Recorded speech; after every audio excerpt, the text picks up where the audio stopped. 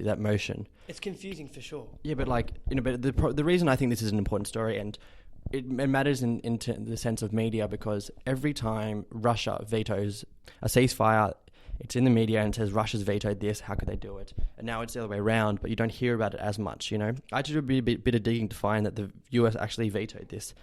And it's not talked about it very much, that the US is blocking the peace process in northern Syria. Do you have an idea of why they might be doing it? I think definitely the US wants Syria to keep fighting. The US doesn't want a strong Syrian government, because the Syrian government supports Iran. The US is against Syria and Iran and Hezbollah. Between the three of them, and Iraq now, because Iraq has a pro-Iranian government, between those four groups there, they have a strong opposition to the US.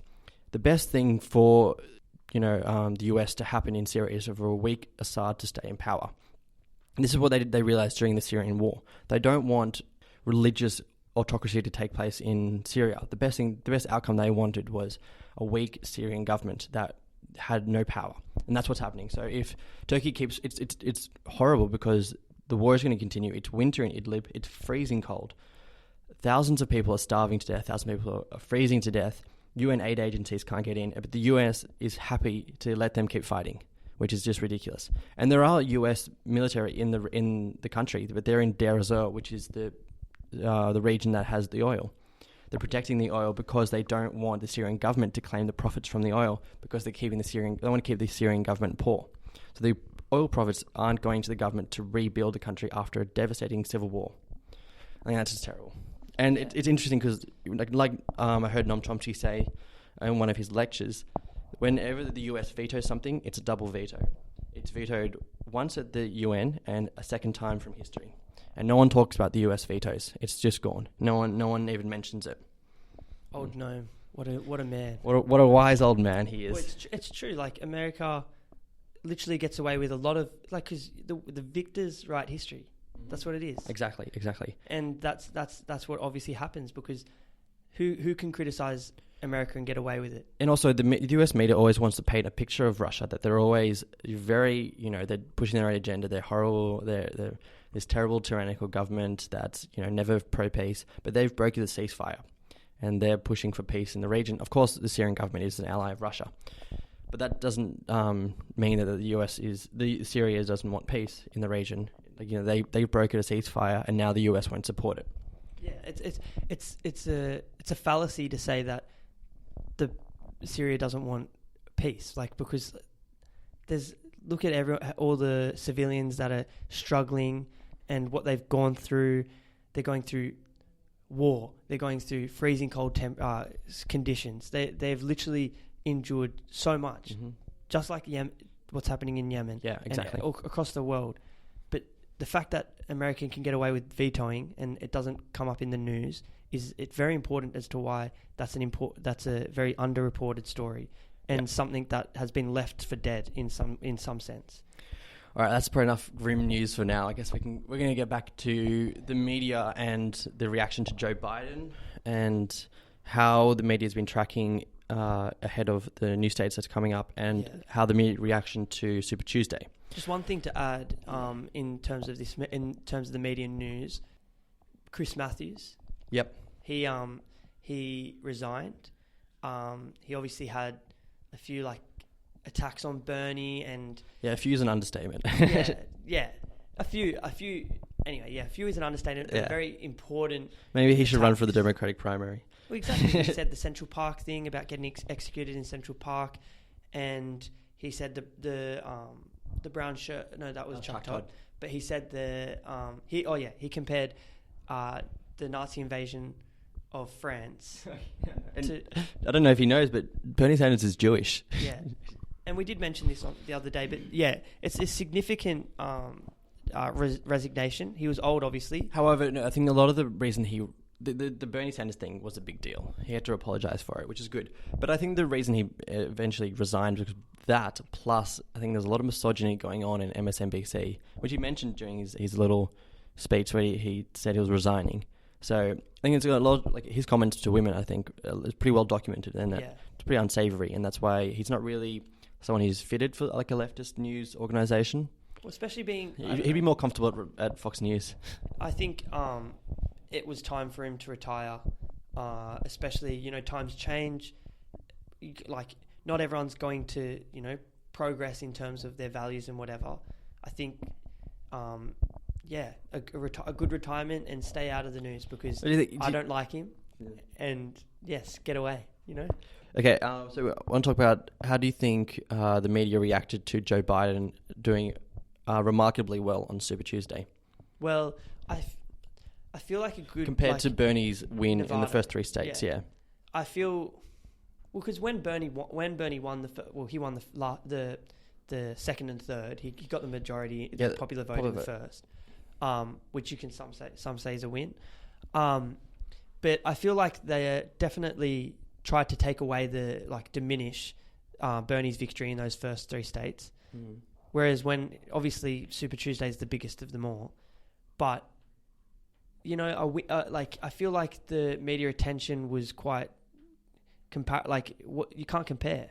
I thought it was ridiculous. I feel obviously the media establishment are going to sort of agree with the DNC. Watching after the Nevada happened and Bernie surging into a comfortable lead, the media panic and freak out, just non-stop, wall to wall, like, oh my God, I can't believe we're going to elect this democratic socialist. But it wasn't even that. They were trying to attack his wins. They were trying to mitigate them. They were trying to say, Reuters.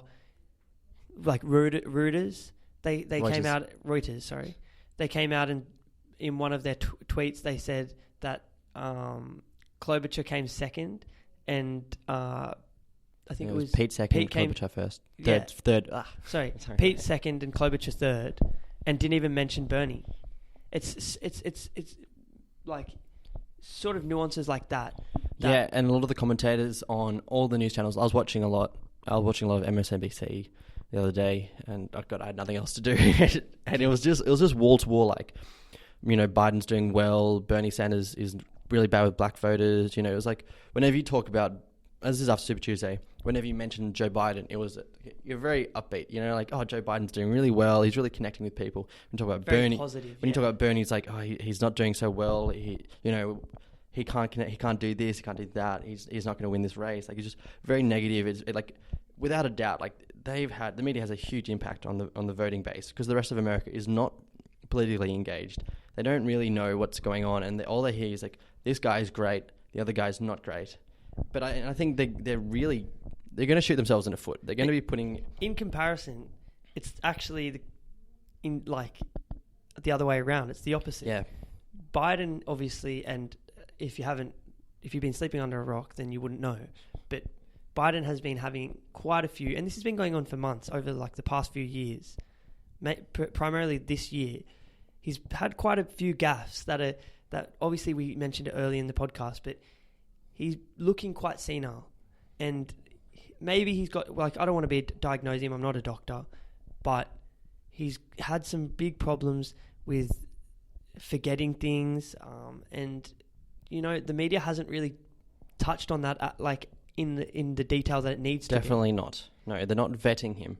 If the South Africa incident as well, yeah, didn't have the attention that it needed. What's the South Africa incident? Well, he got stopped for an unrelated incident at the South Africa airport, and he used that as a way of saying, "Oh, he got arrested." That's when he said he got arrested, trying to see Nelson Mandela, which didn't happen. Blatant lie. A guy that was with him, I can't remember his name, said that nothing happened. Yeah. You could say that Biden maybe forgot.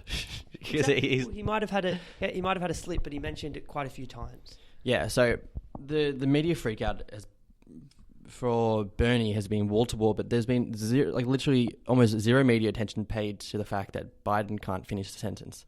Or that Biden spoke for 7 minutes at one of his rallies instead of speaking for... Well, you get all the... everyone that comes to the rally, they're ready for him to speak. Obviously, they have the speakers beforehand, but they are there for Biden, and he speaks for 7 minutes.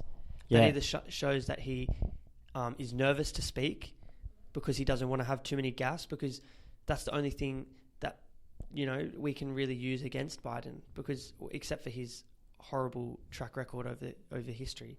But this is something that we need to touch on. It's something that isn't getting addressed. He's obviously got problems, some cognitive decline. And can you imagine if, like, you've seen photos of Obama before he was president and after he was president, where he's really aged a lot in those 8 years. Can you imagine Joe Biden winning the presidency and 4 years from now, how he's going to be functioning? Like, how is that guy going to be able to run again? No, he's not going to be able to. I don't think he'll be able to finish a 4-year term. He's going to go into so much decline with the stress of being a US president that he's going to forget where he is on a day-to-day basis. He's going to forget names of diplomats, names of presidents. He's not going to be able to function as US president. He's going to definitely go down as one of the worst US presidents. Like, not as bad as Trump, but if he does somehow manage to clinch it, which I doubt he will, there is no way he's going to be, cognitively all there for 4 years. He's going to decline seriously in the next 4 years. But the thing is that I can't see many Democrats having gone, say Biden gets the presidency, I can't see many Democrats finding him as one of the best, saying that he's one of the best presidents ever. No. Whereas I believe Donald Trump's a horrible amateur president. But there are honestly people that believe that Donald Trump is the best president to ever be president. Yeah. Whereas I can't see that happening. He might become president, and Joe Biden might become president, and he won't change anything. No. Nothing will fundamentally change. Nothing will fundamentally change. He'll keep the status quo. That's what quo. he said. Exactly. He'll keep the status quo, and for progressives, for Democratic voters who want to see healthcare or want to see other values that Bernie upholds happen, it won't happen. And that is a big problem with Joe. He's just going to keep the status quo. He's going to keep kids locked up in cages, and he's just going to breeze through if he gets it. Well, the problem with Joe is that I don't think the problem with him not being functionally there in his brain is that the deep state, don't call me a conspiracy theorist, but the deep state does exist. It's the bureaucracy that's built itself up around the US political system. So the people in the government now that are always there, the officials that work for the State Department and people like that, and the lobby groups and all that, Joe Biden's not going to be functioning enough to be able to know when to go with his, what is right, or when to listen to the people from the deep state. So that's why Bernie he's got his own agenda. He's got an ideology. He can actually push for the things that he knows that is right. Where Joe Biden will just be told what to do, and he'll be pushed around, and he won't be able to form and do anything that's, the right thing to do. Worthwhile. Exactly. So Bernie has this plan. He's going to legalize weed as soon as he comes into office. He's going to bring in an executive order, and then he's going to work towards expunging all cases, existing cases and pre-existing cases of relating to weed, marijuana. Low crime, low. Unfortunately, it does affect disproportionately the African American community and Latinos. Yeah, the problem, that's really good for Bernie because he has an idea of what he wants to do. But he's got a plan. He's got policy that stands out to people. I just don't understand how it's not. And I don't think Biden has that. And that's why if Biden ever did become president, he would walk into the office and people would start telling him what to do, not the other way around. But if off the top of your head, can you name 5 things that Biden stands for that he will change from Trump? A lot more hugs, smelling hair, maybe. Touching people uncomfortably in the office. Yeah, women have said in the past that he has inappropriately. Yep. Had a At the end of the day, I don't really know what Biden stands for, and I think that's the problem with Biden.